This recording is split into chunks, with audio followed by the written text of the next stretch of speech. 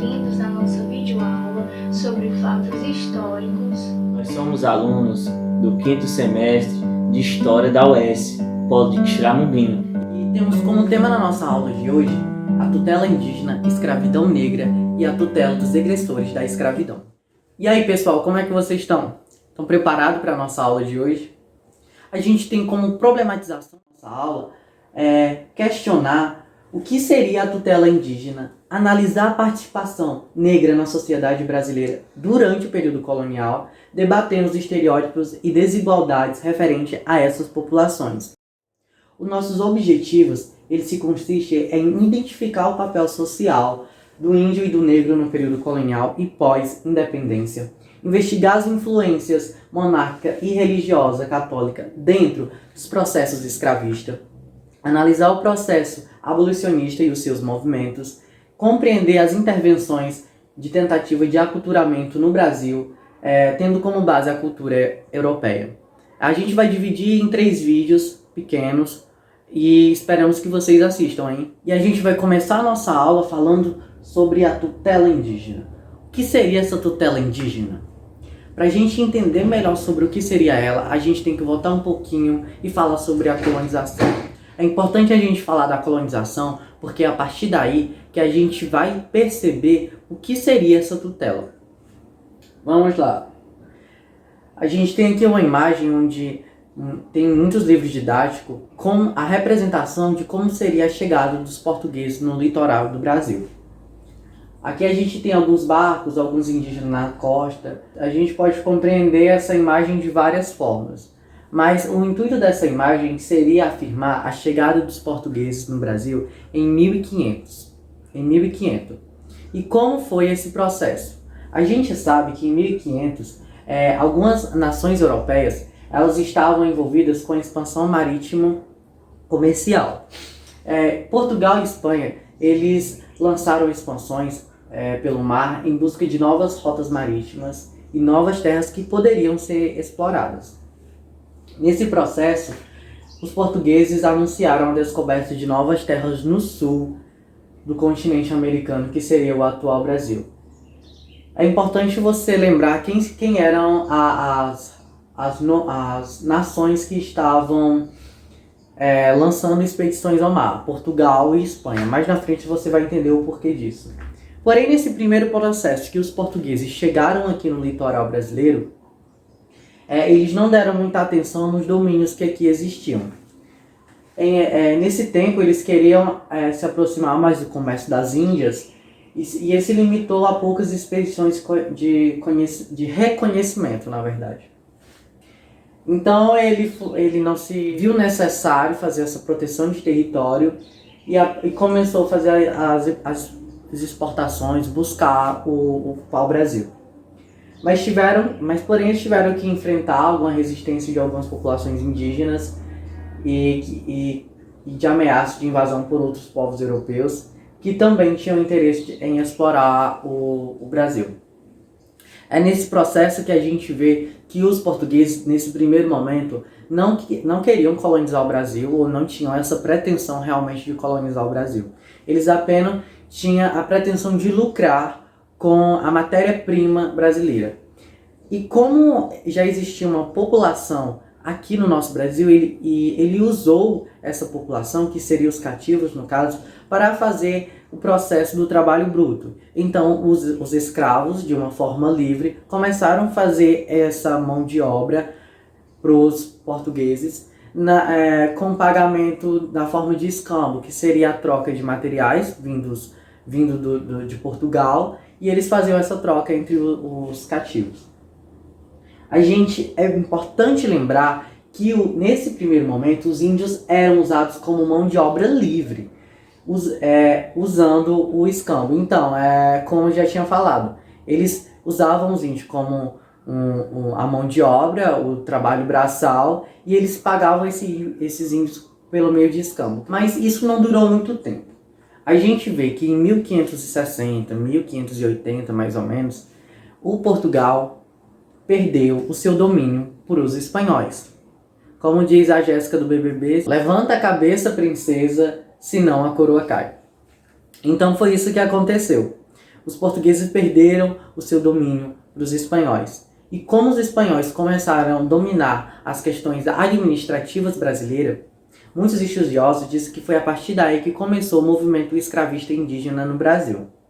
A gente tem como referência alguns estudos que dizem que foi neste momento, foi um momento crucial, né, no domínio espanhol aqui no Brasil, nessa questão administrativa, que começou o movimento escravista. E a partir daí que a gente vai entender o que seria a tutela indígena.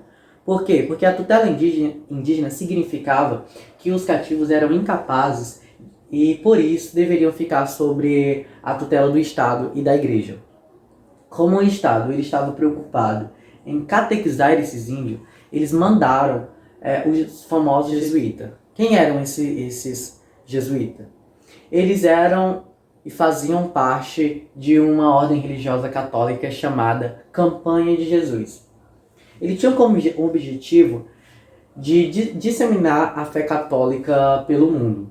A missão deles aqui no Brasil era fazer com que a população indígena trabalhasse e praticasse a religião católica. Essa ordem ela também foi responsável por criar as primeiras instituições do Brasil colonial. Então a gente tem aqui os jesuítas que chegaram em meados de 1549, mais ou menos, com o intuito de fazer com que os cativos deixassem a sua cultura já pré-existente por uma religião já vinda de outro país. Assim eles tinham em mente catequizar esses índios, porque achavam que a forma de viver deles não era uma forma aceita dentro da religião. Eles eram pagões para eles dentro da religião, então tinham que ser catequizados para que eles pudessem ser salvos. Isso na percepção deles. Então a gente vê que esse povo, essa ordem, eles vinham com o intuito de fazer esse trabalho indígena, e ele também foi responsável por criações de instituições brasileiras. É importante lembrar que algumas instituições, ou na verdade a maioria, era no centro colonial. E por isso o conhecimento laico ele é predominante da Igreja Católica, era predominante da Igreja Católica. A gente pode perceber isso até nos dias atuais, porque alguns traços dessa cultura ainda existem nos dias de hoje. É importante lembrar que, além do apoio que a Igreja Católica dava para o jesuíta, eles também utilizavam a mão de obra, e isso fazia com que essa ordem acumulasse um expressivo montante. Essa ordem, digamos que ela tinha um poder aquisitivo muito alto, porque além da contribuição que a Igreja Católica em si dava para ela ainda fazia o uso da mão de obra dos cativos para se beneficiar. Então a gente vai falar sobre a questão indígena. E é nesse momento que a gente vai definir o que seria a escravização, o que seria ser escravo. A escravidão ela pode ser definida como um sistema de trabalho no qual o indivíduo, o escravo, propriedade do outro, podendo ser vendido, doado, emprestado, alugado, hipotecado, confiscado e etc. Legalmente o escravo não tem direito, mas pode ser castigado e punido. Então a gente pode ver que o escravo ele tinha sim que trabalhar de uma maneira muito excessiva e desgastante, e não poderia retrucar de alguma forma isso, porque ele poderia ser castigado e punido, e isso estava dentro da lei. Isso não era revogado. Alguns estudiosos dizem que o início da escravidão ela começou com o estabelecimento de engenhos de açúcar no Nordeste do Brasil. Os colonos eles precisavam de uma grande quantidade de mão de obra, e muitos senhores de engenho recorreram à escravização de índios, organizavam expedições que invadiam as tribos de forma violenta, inclusive com armas de fogo, para sequestrar os indígenas jovens e fortes, para levarem até o engenho. Então, a gente se dá o início da escravização indígena a partir desse momento, com a criação dos engenhos. Mas não se baseia só nisso, né? Porém, essa escravização indígena, ela não durou muito tempo. Alguns pontos fizeram com que ela perdesse muita força durante esse processo. Eu pontuei alguns aqui, mas podem ter muitos outros que contribuíram para que ela se perdurasse por pouco tempo. Os principais problemas e dificuldades que a escravização indígena no Brasil teve foram que os índios não aguentavam o trabalho forçado e intenso dos engenhos. para trabalhar nos engenhos precisavam de um porte físico muito alto, uma disposição muito forte que os índios eles não tinham. Outro ponto que pesou muito foi porque muitos indígenas resistiam ao trabalho forçado. Eles não trabalhavam, mesmo recebendo punições físicas. Claro que eram escravos e por isso eram punidos se não fizessem o que os senhores mandavam. Ou tentando a todo custo fugir para a mata. Então eles não queriam trabalhar, eram punidos, mas mesmo assim tentavam fugir. Essa foi uma das questões também. Havia a forte oposição do trabalho escravo indígena por parte dos jesuítas portugueses que vieram no Brasil catequizarem os índios no período colonial. Como eu falei no início, os jesuítas eles vieram com o Brasil com a missão de catequizar os cativos. Então eles defendiam que os indígenas não precisariam ser escravizados, porque eles poderiam ser catequizados e inseridos dentro da sociedade, tendo a sua salvação. Essa era a concepção deles. Outro ponto, com o aumento lucrativo do tráfico de escravos africanos, a própria coroa portuguesa começou a se opor à escravização indígena no século XVI. É importante lembrar que o processo da escravização negra e indígena não foi um processo que aconteceu em tempos distintos. Foi um processo onde aconteceu ao mesmo tempo, com alguns anos de diferença, é claro, mas foi um processo que aconteceu um e outro, dando seguida, sabe? E por isso, como os índios eles não tinham o porte físico que os africanos apresentavam, e como estavam dando muito mais lucro o tráfico de escravo africano para trabalhar nesses engenhos, essa questão também foi decisiva para que a escravização indígena ela perdesse força aqui no Brasil. Muitos indígenas morreram de doenças trazidas pelos colonos portugueses, como por exemplo sarampo, varíola e gripe. Os indígenas eles não tinham anticorpos que ajudassem a combater essas doenças, porque essas doenças elas eram de outro mundo. Para eles eram tudo novo, então o corpo dele não estava preparado para receber aquele tanto de mudança. Então muitas vezes não criavam anticorpos a tempo para combater a doença e acabavam morrendo. E essa também foi uma questão para que a escravidão perdesse força. A gente vai falar agora um pouquinho sobre a escravização negra. Eu não vou adentrar muito desse assunto, porque vai ser debatido no outro vídeo.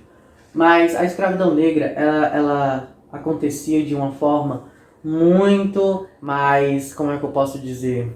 De uma forma muito mais forte, impactante do que a escravização indígena. Eu não estou querendo diminuir a escravização indígena, os escravos indígenas ou a forma como eles eram tratados. Mas é porque os escravos africanos, eles eram capturados nas terras onde eles viviam. Eles eram trazidos à força aqui para a América em grandes navios e em condições miseráveis e desumanas. Muitos morriam durante a viagem através do Oceano Atlântico, vítimas de doenças, de maus tratos e da fome. E esses africanos eles eram capturados de uma forma e eram trazidos de uma forma também muito precária, com insalubridade altíssima. Muitos deles não aguentavam a viagem de vir para cá e por isso acabavam morrendo, mas nem por isso diminuiu a escravização negra, o tráfico negreiro no Brasil não diminuiu por isso. A gente pode citar alguns autores que vêm afirmando que a escravidão negra matou muito mais do que escravizou, porque muitos negros não conseguiam chegar aqui no Brasil, porque a forma que eles eram mantidos dentro desses navios eram desumanas. Eram um por cima dos outros, não tinham comida, eles morriam de doenças. Então, muitos deles não conseguiam chegar aqui. E aqueles que chegavam eram tratados muito pior, porque era nesse momento que eles eram escravizados dentro dos engenhos, no cultivo do algodão, para trabalhar nas vilas. Enfim, foi um processo no qual se perdurou por muitos anos. E não é possível a gente abordar tudo aqui. Bom, eles eram trazidos mediante mão para trabalhar na mão de obra para os seus senhores, fazendo tudo o que eles ordenassem sobre penas de castigo violentos. Além de terem sido trazidos de sua terra natal, eles não tinham direito algum. É como eu já disse, os escravos não tinham direito nenhum. Os escravos eles tinham que conviver com violência e humilhação no seu dia a dia. A escravidão ela era justificada, muitas vezes, porque os negros tinham uma cultura afrodescendente muito grande. Era a cultura deles, na verdade, e os religiosos católicos não aceitavam essa religião de forma alguma, tratavam como uma forma satanista. O escravo tornou-se a mão de obra fundamental nas plantações de cana-de-açúcar, de tabaco e de algodão, nos engenhos e mais tarde nas cidades, nas minas e nas fazendas de gado.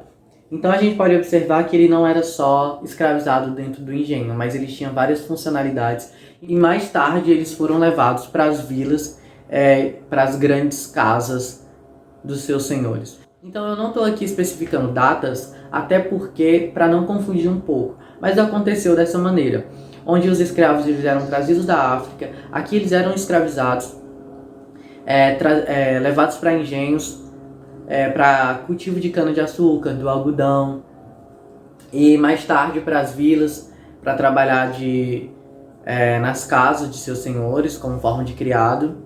E ele era visto, o escravo, como uma forma de riqueza, porque quem possuía um escravo quer dizer que ele tinha poder, porque ele comprou aquele escravo e tal. Enfim, eu espero que vocês compreendam isso melhor nas próximas aulas, que meus amigos vão abordar bem esses assuntos. Bom, pessoal, e é isso. Eu peço a vocês que assistam às próximas aulas. Se ficarem alguma dúvida, entrem em contato comigo. Vou deixar o meu contato aqui. E até a próxima. E eu espero que a gente se encontre mais vezes.